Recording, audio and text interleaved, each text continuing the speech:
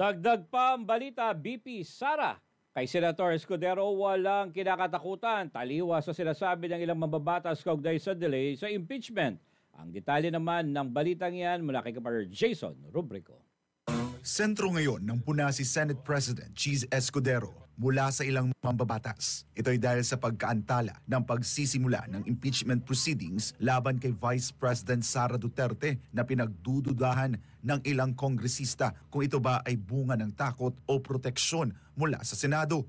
Pero ayon kay VP Sara, hindi siya naniniwalang natatakot o pinoprotektahan siya ni Escudero. Sa halip, may nakikita umano siyang mga procedural lapses sa proseso.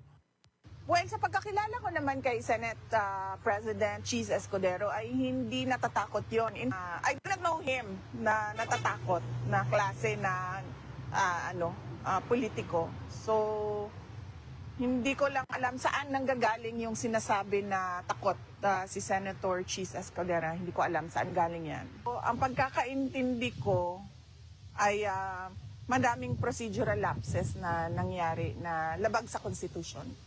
Tungkol naman sa posibilidad na maitawid sa 20th Congress ang impeachment proceedings, sinabi ng Vice Presidente na isa rin ito sa kanilang kinu-question.